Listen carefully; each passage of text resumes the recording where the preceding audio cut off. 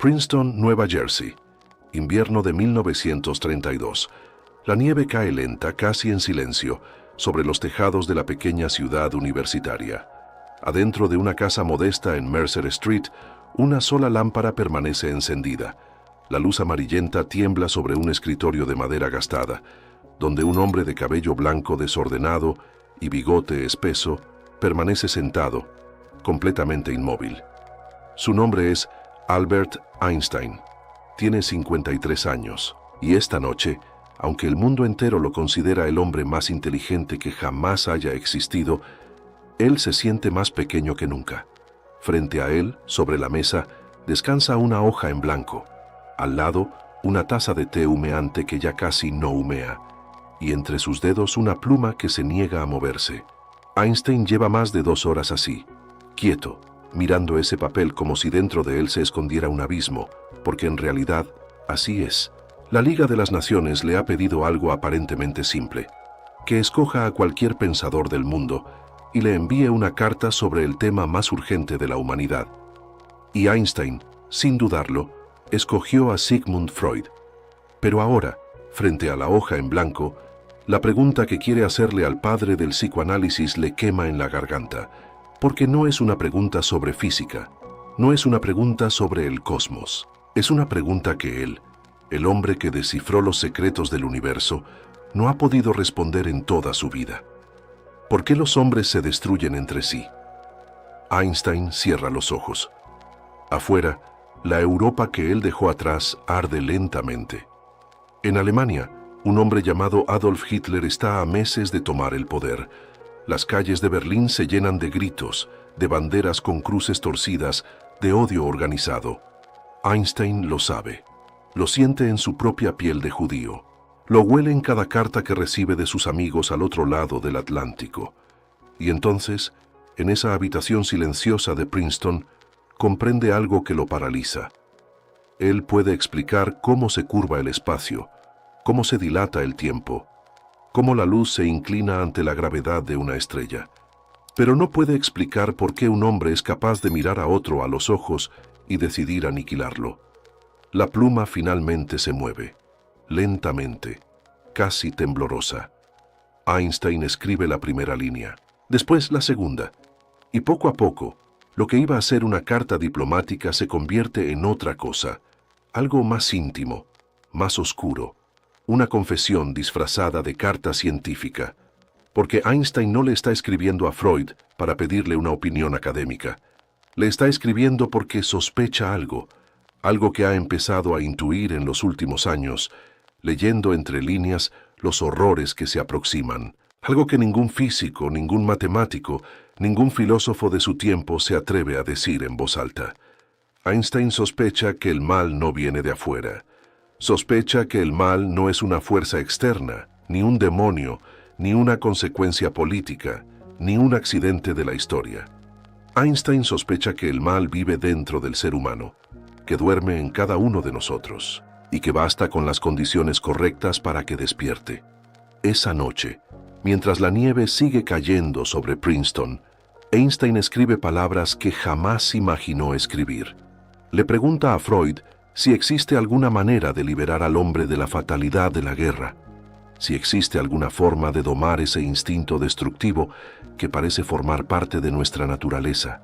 Pero detrás de esa pregunta hay otra, más profunda, que él no se atreve a formular completamente. Una pregunta que lo perseguirá hasta el último día de su vida. ¿Y si el mal no es un error de la humanidad, sino su esencia oculta? Einstein detiene la pluma, mira la carta, y por un instante, según relatarían años después algunos de sus allegados, su rostro se ensombrece, porque acaba de tocar una idea que no puede demostrar con ecuaciones, pero que siente con una certeza terrible. Una idea que, si la publicara abiertamente, lo destruiría como científico y como hombre público. Una idea que prefiere esconder, codificar, sugerir apenas entre líneas, esperando que alguien algún día sea capaz de descifrarla. Lo que Einstein descubrió esa noche, y lo que continuaría descubriendo durante las siguientes décadas en cartas privadas, conversaciones íntimas y anotaciones que jamás se publicaron oficialmente, es algo que cambia completamente la forma en que entendemos el origen del mal en el mundo. Algo que conecta la física con el alma, algo que une la ciencia con la psicología profunda, algo que, si lo comprendes hasta el final, no podrás volver a ver a los demás, ni a ti mismo, de la misma manera. Porque lo que Einstein escribió aquella noche de invierno de 1932 no fue una pregunta científica, fue una confesión que tardaría años en madurar, que se escondería entre ecuaciones y silencios, y que llegaría hasta nosotros casi un siglo después, como un susurro incómodo, un susurro que dice que el verdadero origen del mal no está donde todos lo estamos buscando, y que tal vez, solo tal vez, está mucho más cerca de lo que cualquiera de nosotros se atreve a admitir. La carta llegó a Viena algunas semanas después. Sigmund Freud, ya con sus 76 años, la abrió en su consultorio de la calle Berggasse, rodeado de sus estatuillas antiguas, de sus libros amarillentos, de ese aroma a tabaco que impregnaba cada rincón de su despacho. Leyó las palabras de Einstein una vez, después otra, y al terminar la segunda lectura, encendió un cigarro y permaneció en silencio durante un largo tiempo. Porque Freud entendió, casi de inmediato, lo que Einstein le estaba diciendo en realidad. No era una pregunta sobre la guerra, era una pregunta sobre la naturaleza humana. Y Freud, después de décadas escuchando a sus pacientes desnudar sus almas en aquel diván, ya tenía una respuesta que él mismo había evitado decir en voz alta durante años, porque sabía lo que provocaría en el mundo si la afirmaba abiertamente. Freud le respondió a Einstein hablándole de dos fuerzas, dos pulsiones primitivas que conviven dentro de cada ser humano desde el momento en que nacemos. La primera la llamó Eros, la pulsión de vida, el impulso que nos lleva a unirnos, a amar, a crear, a construir vínculos. La segunda la llamó Tánatos, la pulsión de muerte, el impulso que nos lleva a destruir, a separar, a aniquilar, a regresar al silencio del que vinimos. Y le dijo a Einstein algo que sacudió al físico hasta los cimientos. Le dijo que Tánatos no es una desviación, no es una enfermedad, no es algo que se pueda extirpar con educación, con leyes, con tratados de paz. Tánatos es parte de nosotros. Es tan natural como respirar. Y nuestra civilización entera es solamente un esfuerzo, frágil y temporal, para mantener esa fuerza bajo control. ¿Alguna vez has sentido un impulso oscuro que no podías explicar?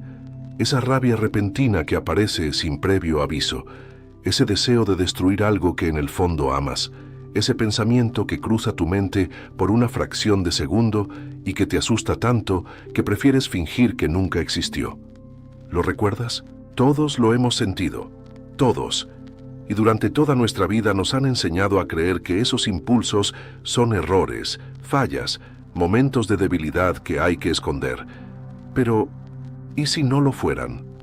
¿Y si esos impulsos fueran exactamente lo que Einstein y Freud descubrieron juntos en aquella correspondencia que muy pocos conocen? Porque eso es lo que ambos estaban tocando con las puntas de los dedos. La idea aterradora de que el mal no es una excepción en el ser humano. El mal es una posibilidad permanente. Una semilla que cada uno de nosotros lleva dentro desde el día en que llegamos al mundo, y que florece o no florece dependiendo de las condiciones de nuestra vida, de nuestras heridas, de nuestros silencios, de nuestros traumas no resueltos. Einstein, al leer la respuesta de Freud, comprendió que su sospecha era correcta. El enemigo no estaba en Alemania. El enemigo no estaba en los nazis que se preparaban para devorar Europa. El enemigo estaba en algo mucho más profundo y más universal. El enemigo era una característica de la especie humana misma. Una característica que se manifestaba en los grandes genocidios, sí, pero también en las pequeñas crueldades cotidianas. En el chisme que destruye una reputación, en la palabra hiriente que se le dice a un hijo, en la indiferencia con la que se ignora a quien sufre, en la satisfacción secreta que algunos sienten cuando ven caer a un rival. ¿Y sabes qué es lo más perturbador de todo esto? Que mientras lees estas palabras, mientras escuchas esta historia, una parte de ti sabe que es verdad. Una parte de ti ha sentido eso. Una parte de ti ha hecho cosas, ha pensado cosas, ha deseado cosas que jamás le contarías a nadie. Y eso no te convierte en un monstruo. Eso te convierte en un ser humano. El mismo ser humano que Einstein intentaba descifrar en aquella noche de invierno. El mismo ser humano que Freud escuchaba todos los días en su consultorio de Viena. Pero aquí viene la parte que ninguno de los dos se atrevió a decir con todas sus letras. Si el mal vive dentro de cada uno de nosotros, entonces nadie está realmente a salvo. Ninguna educación lo borra por completo. Ninguna religión lo extingue del todo. Ninguna ley lo elimina. Lo único que la civilización puede hacer es mantenerlo dormido, contenerlo, domesticarlo, pero nunca eliminarlo. Y cuando las condiciones cambian, cuando llega el miedo, cuando llega el hambre, cuando llega la humillación colectiva, ese mal contenido se despierta. Y entonces, hombres comunes, padres de familia, vecinos amables, ciudadanos respetables, se vuelven capaces de cosas que ellos mismos jamás habrían imaginado. Einstein vio venir esto. Lo vio con la claridad fría de un físico que entiende las leyes de la naturaleza. Y por eso, después de recibir la respuesta de Freud, no se sintió aliviado. Se sintió aún más inquieto, porque ahora tenía una confirmación científica de algo que su intuición ya le había susurrado.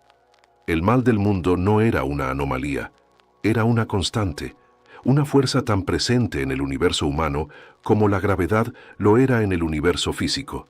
Y aquí comienza el verdadero descubrimiento. Porque si el mal vive dentro de nosotros, entonces nadie está realmente a salvo de convertirse, algún día, en aquello que más teme. Después de aquella correspondencia con Freud, Einstein cambió, no de manera visible para el mundo, pero sí en lo profundo. Quienes lo conocieron de cerca durante los años siguientes notaron que algo en su mirada se había vuelto más triste, más distante, más contemplativo. Empezó a llenar cuadernos con anotaciones que nada tenían que ver con la física, reflexiones sobre la condición humana, sobre el odio, sobre la repetición de los horrores a lo largo de la historia. Y entre esas anotaciones, dispersas y a veces escritas en clave, se encuentra una intuición extraordinaria. Einstein comenzó a sospechar que el mal humano no era caos puro, que tenía estructura, que seguía patrones, que se comportaba en cierto sentido como una fuerza física que obedecía leyes ocultas. Esto puede sonar extraño viniendo del hombre que descifró la relatividad, pero piénsalo bien. Einstein había pasado toda su vida buscando las ecuaciones que gobiernan el universo, las leyes que hacen que las estrellas se muevan, que la luz viaje, que el tiempo se curve. Y ahora, en la madurez de su vida, comenzaba a aplicar esa misma mirada al alma humana. ¿Y si el mal también tenía sus leyes? ¿Y si el odio también se conservaba, se transmitía, se transformaba, exactamente como la energía en el mundo físico? En la física, existe una ley fundamental llamada la conservación de la energía. Dice que la energía no se crea ni se destruye, solamente se transforma. Einstein, en sus anotaciones privadas, comenzó a esbozar algo parecido para el mundo humano. Una especie de conservación del mal, la idea de que el odio no desaparece simplemente porque queremos que desaparezca.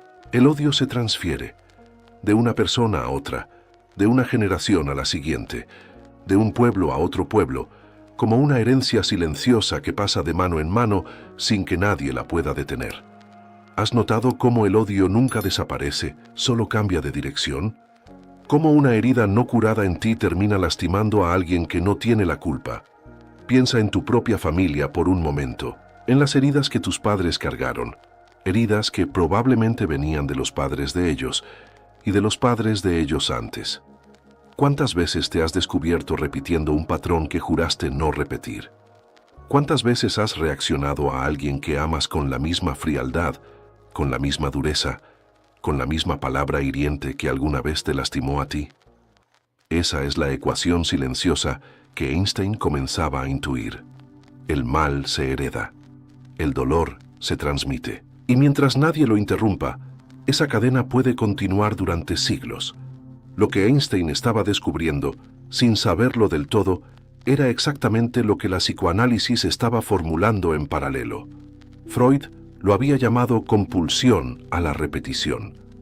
La tendencia profunda del ser humano a repetir una y otra vez las experiencias dolorosas de su pasado, a buscar inconscientemente las mismas situaciones que lo lastimaron, a casarse con personas parecidas a los padres que lo hirieron, a crear conflictos que reproducen los conflictos de su infancia, a vivir en el presente una versión disfrazada del pasado que jamás logró superar. Y si esto pasa en una sola persona, imagina lo que pasa en una sociedad entera. Imagina lo que pasa cuando un pueblo entero carga con humillaciones no resueltas, cuando una nación entera fue derrotada, empobrecida, ridiculizada, cuando millones de personas crecen escuchando relatos de venganza, de orgullo herido, de enemigos que hay que destruir. Ese fue exactamente el caldo en el que se cocinó la tragedia que Einstein vio venir. La Alemania humillada después de la Primera Guerra Mundial era un pueblo entero atrapado en la compulsión a la repetición, un pueblo que necesitaba transferir su dolor a alguien, y lo transfirió, con consecuencias que estremecieron a la humanidad para siempre. Pero detente aquí un segundo, porque esto no es solo historia antigua, esto no es solo Alemania, esto no es solo el siglo XX, esto está pasando ahora mismo, en tu país, en tu ciudad, en tu casa, en ti, cada vez que reaccionas con rabia a algo que no la merecía, cada vez que castigas a alguien por algo que en realidad te hizo otra persona, cada vez que repites con tu hijo aquello que tanto te lastimó cuando eras niño. Estás participando, sin saberlo, en esa misma ley silenciosa que Einstein intuía, la ley de conservación del mal humano, la energía destructiva que se mueve a través del tiempo, buscando siempre un nuevo recipiente donde habitar. Einstein comprendió algo que ningún físico antes había osado decir, que el universo no está hecho solamente de materia y energía, también está hecho de trauma, de memoria dolorosa, de heridas que se transmiten de generación en generación como ondas invisibles, y que mientras no aprendamos a interrumpir esas ondas, mientras no aprendamos a sanar en lugar de repetir, la humanidad seguirá tropezando con la misma piedra cada 100 años, con nombres diferentes, con banderas diferentes, con enemigos diferentes, pero con la misma raíz oculta debajo de todo. Y entonces, mientras Einstein escribía estas reflexiones en silencio, lejos de los reflectores del mundo científico, se preparaba para enfrentar la pregunta más dolorosa de todas. La pregunta que ya no podía evadir. ¿Y si esta fuerza, esta herencia del mal, no solo vivía en la humanidad como un todo, sino dentro de él mismo? ¿Y si Albert Einstein, el hombre admirado por el planeta entero, también la cargaba? En los últimos años de su vida, Einstein dejó escritas algunas reflexiones que muy poca gente conoce. En cartas privadas, en conversaciones con amigos cercanos, en anotaciones que aparecieron mucho después de su muerte, el físico más famoso del siglo XX expresó una visión del ser humano que jamás se atrevió a publicar abiertamente. Einstein había llegado a la conclusión de que la humanidad entera está dividida por dos fuerzas en eterna batalla. Por un lado, el impulso de crear, ese impulso que él veía manifestarse en la ciencia, en la música, en el arte, en el amor entre dos personas, en la curiosidad de un niño frente al cielo estrellado. Por otro lado, el impulso de destruir, ese impulso que él veía manifestarse en las guerras, en las traiciones, en las crueldades cotidianas, en la incapacidad casi infinita del ser humano para vivir en paz consigo mismo y con los demás. Pero aquí estaba el problema. Einstein, después de décadas de observar la historia humana, llegó a una conclusión que lo perseguiría hasta su último día. El impulso destructivo, ese tánatos que Freud había nombrado, parecía ser más antiguo, más profundo, más natural, más primitivo que el impulso creativo. Einstein temía, con una certeza casi matemática, que la civilización entera no fuera más que una capa delgada, frágil, casi patética, intentando contener una fuerza milenaria que en cualquier momento podía romper la superficie y arrasar con todo. Y los acontecimientos del siglo XX, las dos guerras mundiales, los campos de concentración, las bombas atómicas que él mismo, sin quererlo, había ayudado a hacer posibles, parecían confirmar su sospecha más oscura. Por eso no lo publicó. Por eso jamás escribió un libro abierto sobre el origen del mal. Por eso prefirió guardar esas reflexiones en cartas privadas, en cuadernos personales, en conversaciones íntimas. Porque Einstein sabía algo que poca gente entiende. Sabía que si publicaba abiertamente esta visión, sería destruido. No por los nazis, no por los políticos, sería destruido por la propia humanidad que se negaría a aceptar lo que él había descubierto. Y aquí va la gran verdad que pocos están dispuestos a aceptar. Yo creo que Einstein no publicó esto porque entendió algo fundamental sobre nosotros. Entendió que la humanidad no está preparada para mirarse al espejo, que mientras nosotros sigamos buscando al mal en los demás, en el político corrupto, en el vecino que nos cae mal, en el extranjero que llega a nuestra tierra, en el enemigo ideológico al que combatimos en redes sociales, jamás vamos a descubrir el verdadero origen del problema. Porque el verdadero origen del mal está latiendo, en silencio, dentro de cada uno de nosotros. Y mientras no lo reconozcamos, mientras no lo aceptemos, mientras no tengamos la valentía de mirarlo de frente, lo seguiremos proyectando hacia afuera, una y otra vez, generación tras generación, tragedia tras tragedia, sin entender jamás por qué la historia se repite con tanta crueldad. Esta es la conclusión a la que Einstein llegó, y esta es la conclusión que él, por miedo o por sabiduría, prefirió mantener en silencio. Porque hablar de esto exige algo que la mayoría de los seres humanos no quiere hacer. Exige dejar de ser víctima, exige dejar de culpar al mundo, exige asumir que tú también, en alguna medida, formas parte del problema que tanto criticas en los demás. Y si lo que acabas de escuchar está resonando contigo, si sientes que algo dentro de ti se está moviendo en este momento, si sientes que estás a punto de comprender algo que va a cambiar para siempre la forma en que ves el mundo y en que te ves a ti mismo, entonces necesito pedirte un favor. Suscríbete ahora mismo a este canal. Activa la campanita de notificaciones, porque lo que viene en los próximos capítulos de este video es exactamente la parte que Einstein más quiso esconder, la parte que él vio dentro de sí mismo, la parte que vivió en carne propia, y la parte que cambió mi propia vida cuando finalmente la entendí. No te pierdas lo que sigue, porque hay verdades que solo se revelan cuando uno está listo para recibirlas. Y tú, por estar aquí, todavía aquí, en este punto del video, demuestras que algo en ti está listo para escuchar. Sigamos, porque ahora comienza la parte más íntima de toda esta historia, la parte donde Einstein deja de hablar del mal en abstracto, del mal histórico, del mal de las naciones, y empieza a enfrentar algo mucho más difícil. La parte donde el físico más admirado del siglo XX se da cuenta de que esa fuerza destructiva de la que tanto huía, esa sombra colectiva que él veía en Alemania, en Europa, en la humanidad entera, también vivía dentro de él, en sus decisiones, en sus silencios, en las personas que amó y a las que también, sin querer, terminó lastimando profundamente.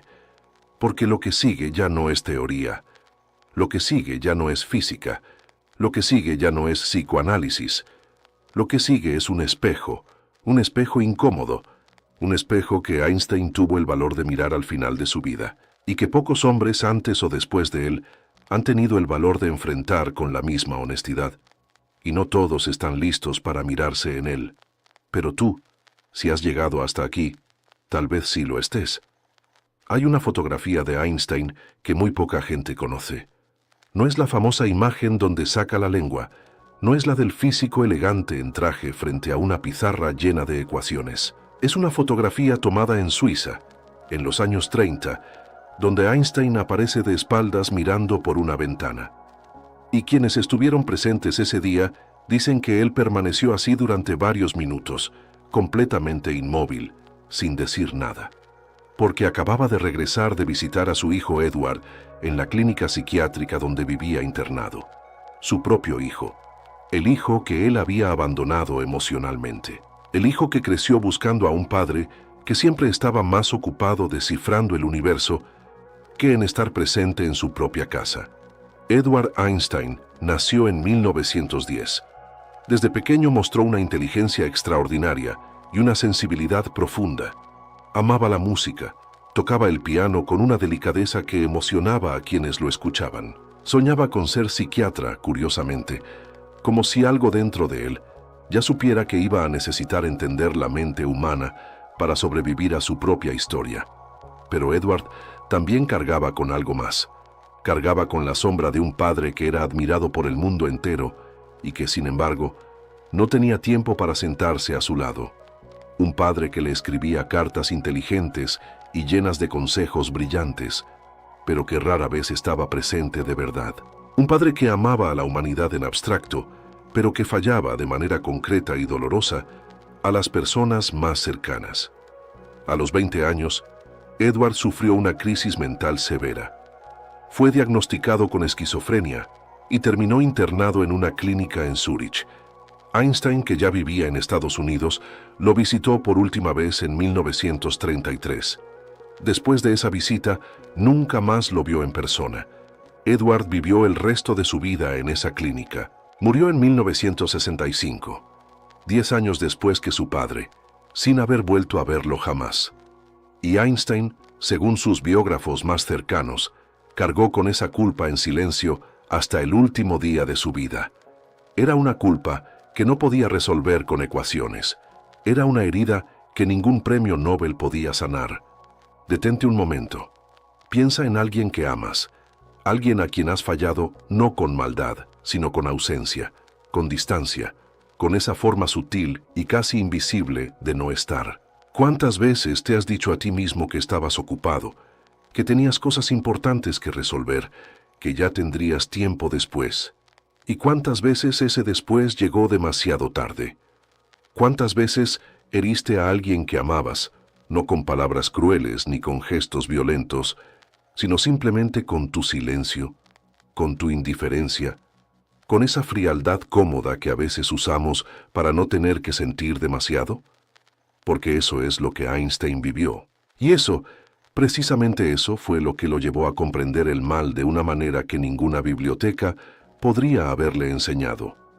No fue estudiando a Hitler, no fue analizando los horrores de la Segunda Guerra Mundial desde la distancia segura de Princeton. Fue mirándose a sí mismo. Fue reconociendo que dentro de él, el hombre más inteligente del mundo también vivía esa sombra. Esa capacidad de hacer daño sin querer. Esa tendencia a alejarse de lo que duele, aunque ese alejamiento lastime a otros más de lo que cualquier golpe podría hacerlo.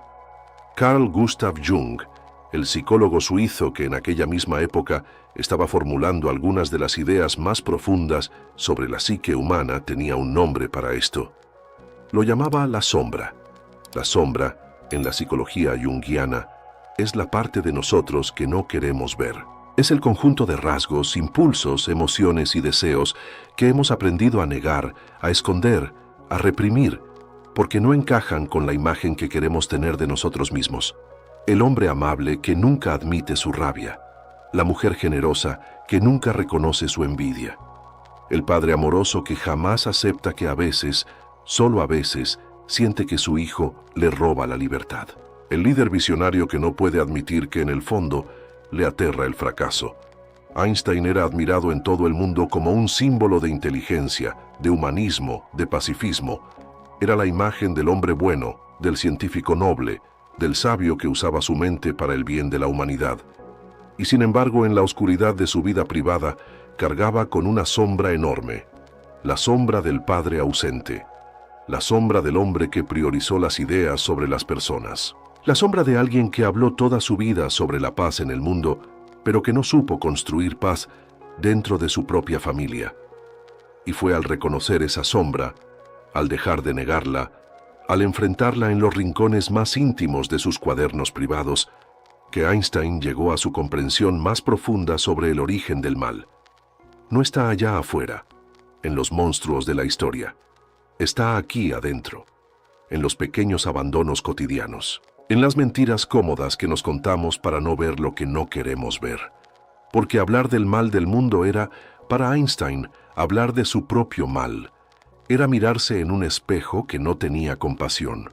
Y eso, mirarse sin compasión, pero también sin escapar, es quizás el acto más valiente que un ser humano puede realizar en toda su vida. Y quizás por eso Einstein guardó silencio. Porque hay verdades que pesan demasiado para escribirlas, solo para vivirlas. Princeton, 1954. Einstein tiene 75 años. Su cabello es completamente blanco. Su cuerpo se mueve con la lentitud de quien ya sabe que le queda poco tiempo. Pero su mente, esa mente extraordinaria que redefinió la física moderna, sigue trabajando, sigue observando, sigue haciendo preguntas que incomodan. En ese periodo final de su vida, Einstein mantenía conversaciones largas y profundas con su amigo Kurt Gödel, el matemático austriaco que vivía también en Princeton y que, como él, era un extranjero en tierra ajena, un pensador que había visto demasiado para seguir siendo optimista sobre el futuro de la humanidad. Se reunían casi todos los días para caminar juntos por los senderos del Instituto de Estudios Avanzados. Y en esas caminatas, según testimoniaron personas cercanas a ambos, los dos hombres hablaban de algo que ninguno de los dos se atrevía a escribir formalmente. Hablaban de los límites de la razón humana. Hablaban de por qué la inteligencia, por sí sola, no había sido suficiente para salvar al mundo de sus peores instintos. Einstein llegó al final de su vida con una convicción que lo atormentaba. Había dedicado toda su existencia a creer en la razón, a creer que si los seres humanos pensaban con claridad, si comprendían las leyes del universo, si se educaban, si desarrollaban su inteligencia, serían capaces de construir un mundo mejor. Pero la historia le había dado una respuesta brutal.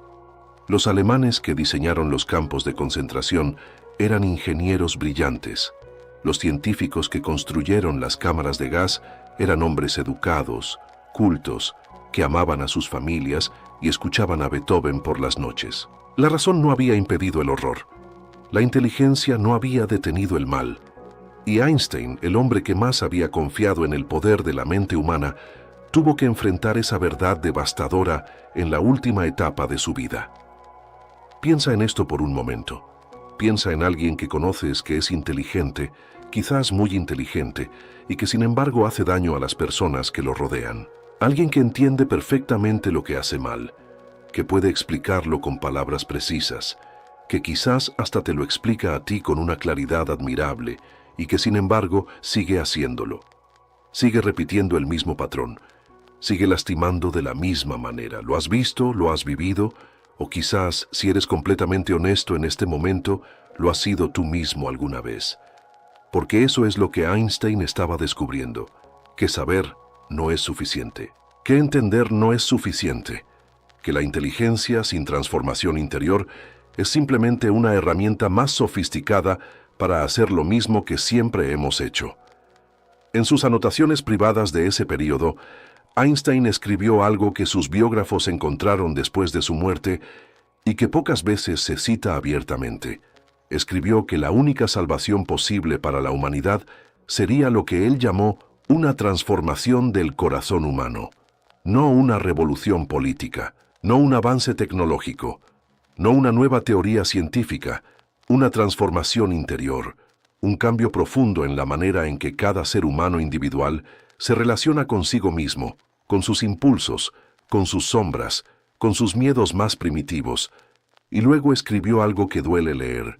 Escribió que dudaba profundamente de que esa transformación fuera posible a gran escala, que la historia le sugería que los seres humanos preferían, una y otra vez, proyectar su oscuridad hacia afuera antes que enfrentarla por dentro. Y esa duda, esa desesperanza silenciosa, fue la razón final por la que nunca publicó sus reflexiones más profundas sobre el origen del mal. Porque Einstein entendió que hay verdades para las que el mundo todavía no está listo. Verdades que, si se dicen en el momento equivocado, no iluminan, sino que destruyen, Y también entendió algo más personal, más íntimo, más difícil de admitir. Entendió que él mismo, a pesar de toda su inteligencia, a pesar de toda su capacidad para ver lo que otros no veían, había fallado en hacer esa transformación interior de manera completa. Había visto la sombra, la había nombrado, la había analizado, pero no siempre había logrado integrarla, no siempre había logrado ser en su vida privada el hombre que describía en sus reflexiones más elevadas. Eso es lo que el mal cotidiano hace con todos nosotros. No llega como un villano de película, no llega con una cara de monstruo, llega disfrazado de cansancio, de estrés, de ocupación, de miedo. Llega en el momento en que decides no llamar a alguien que te necesita porque no tienes energía. Llega cuando guardas silencio frente a una injusticia porque no quieres complicarte la vida. Llega cuando tratas con dureza a alguien que no tiene la culpa de tu mal día. Llega cuando acumulas resentimientos pequeños que un día, sin que lo planees, explotan hacia la persona equivocada. Esa es la suma matemática del mal en el mundo. No los grandes monstruos de la historia. Somos nosotros cada día, en nuestras pequeñas decisiones invisibles. Einstein lo vio, lo entendió con una claridad que pocos seres humanos han alcanzado. Y sin embargo, también en él, esa comprensión llegó demasiado tarde para reparar todo lo que había roto. Edward seguía en su clínica en Suiza. Las cartas ya no llegaban. El tiempo no retrocede, ni siquiera para los genios. Por eso nunca lo publicó, porque la solución no estaba en una ecuación, no estaba en una teoría que pudiera presentar ante la comunidad científica con datos y demostraciones. Estaba en algo infinitamente más difícil. Estaba en mirarse al espejo cada mañana, sin excusas, sin racionalizaciones brillantes, sin la comodidad de culpar al mundo por lo que uno mismo lleva dentro. Y eso, para cualquier ser humano, es el acto más valiente y más aterrador que existe. Princeton, 17 de abril de 1955. Son las primeras horas de la madrugada. En una habitación del Hospital Universitario de Princeton, Albert Einstein yace en su cama con los ojos entreabiertos. Su respiración es lenta, irregular, como si cada bocanada de aire fuera una decisión consciente. Sobre la mesa de noche hay papeles escritos a mano. Sus últimas anotaciones, sus últimas preguntas sin respuesta. Los médicos que estaban presentes esa noche dijeron que Einstein murmuró algunas palabras en alemán, su idioma natal, el idioma en que pensaba cuando pensaba de verdad. Nadie pudo entenderlas con claridad. Y pocas horas después, en silencio, sin aspavientos, el hombre que había cambiado para siempre la manera en que entendemos el universo, cerró los ojos por última vez. Dejó atrás ecuaciones que todavía estudiamos. Dejó atrás cartas que todavía leemos. Dejó atrás un cerebro que fue literalmente extraído de su cuerpo sin su consentimiento, como si la humanidad no pudiera aceptar que esa inteligencia simplemente desapareciera. Pero también dejó atrás algo que muy poca gente ha tenido el valor de mirar de frente. Dejó atrás una verdad incómoda, fragmentada en cuadernos privados, en cartas personales, en conversaciones íntimas que sus amigos más cercanos recordaron después con una mezcla de admiración y tristeza. Una verdad sobre el origen del mal que él había construido pacientemente a lo largo de toda una vida, y que nunca se atrevió a presentarle al mundo de manera abierta. Hagamos un recorrido por lo que Einstein descubrió. En el invierno de 1932, frente a una hoja en blanco en Princeton, Einstein hizo la pregunta que ningún físico antes había osado hacer. No preguntó sobre el cosmos, preguntó sobre el alma humana, preguntó por qué los hombres se destruyen entre sí. Y al intercambiar cartas con Freud, encontró la primera pieza del rompecabezas. Dentro de cada ser humano conviven dos fuerzas, el impulso de crear y el impulso de destruir. Y el impulso destructivo, ese tánatos primitivo y antiquísimo, no es una anomalía. Es parte de nuestra naturaleza más profunda, tan natural como respirar, tan inevitable como la gravedad. Después Einstein fue más lejos. Descubrió que el mal no es caos, tiene estructura, tiene patrones. Se comporta como una energía que no se destruye, sino que se transforma, que se transfiere de persona a persona, de generación en generación, de pueblo en pueblo, como una herencia silenciosa que nadie eligió pero que todos cargamos.